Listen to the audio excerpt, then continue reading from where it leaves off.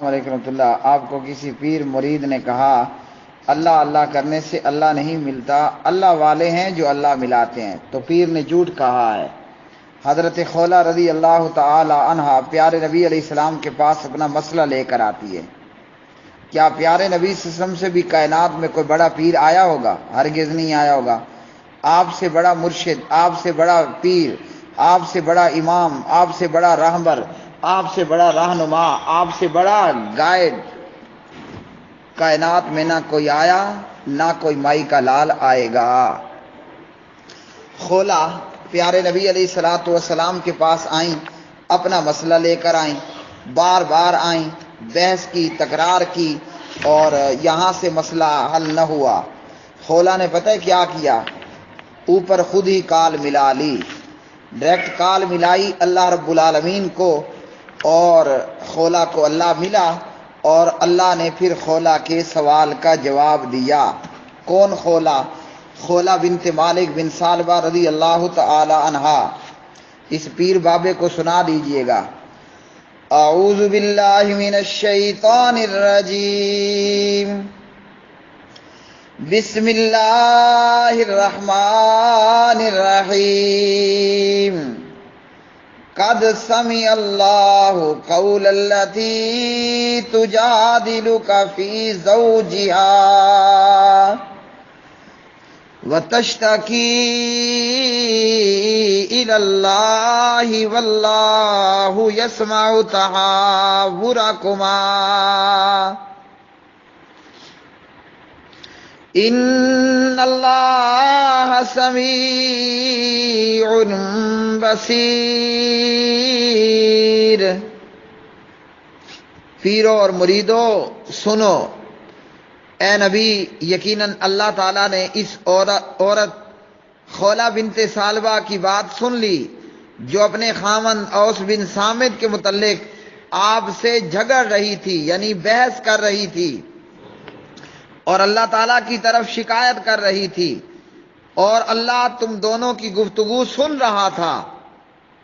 بے شک اللہ تعالیٰ خوب سننے والا، خوب دیکھنے والا ہے۔ خولہ بنت ثعلبہ بن مالکہ رضی اللہ تعالی عنہا، خولہ بنت مالک بن ثعلبہ رضی اللہ تعالی عنہا نبی علیہ الصلوۃ والسلام سے آ کر پوچھتی ہیں، میرے خاوند نے مجھے ماں کہہ دیا۔ جاہلیت میں جب کوئی اپنی بیوی کو کہہ دیتا انتی علیہ کظہر امی، تو مجھ پر میری ماں کی پیٹھ کی طرح ہے، بیوی طلاق ہو جاتی تھی۔ خولہ پوچھتی ہیں اب کیا ہوگا؟ اب تو ہم مسلمان ہیں۔ اللہ نے خولہ کی سنی، اور اللہ نے خولہ کے سوال کا جواب دے کر جبرائیل امین علیہ الصلوۃ والسلام کو سورہ المجادلہ کی یہ آیات بینات دے کر روانہ فرمایا۔ تو کیسے؟ اللہ ملا یا نہ ملا؟ اللہ نے سنی یا نہ سنی؟ یہ ان پیروں فقیروں کے گھڑنتو تات اور گھڑنتو ہیں کہ جناب اللہ اللہ کرنے سے اللہ نہیں ملتا، اللہ والے اللہ والوں سے اللہ سے ملاتے ہیں۔ تو یہاں تو اللہ کی طرف خولہ نے شکایت کی، اپنا مسئلہ اللہ کی بارگاہ میں کیا، اے اللہ تو ہی کچھ کر میرا۔ فوراً اللہ نے اپنی بندی کا مسئلہ حل کر دیا۔ یہ ان کے گھڑنتو کہ چھت پر چڑھنے کے لیے سیڑھی چاہیے، اور طاہر القادری کہتا ہے کہ جیسے کوئی ڈیم پہ چلا جائے اور ڈیم پہ جا کر کے مجھے بجلی کا کنیکشن چاہیے، نہیں ملے گا۔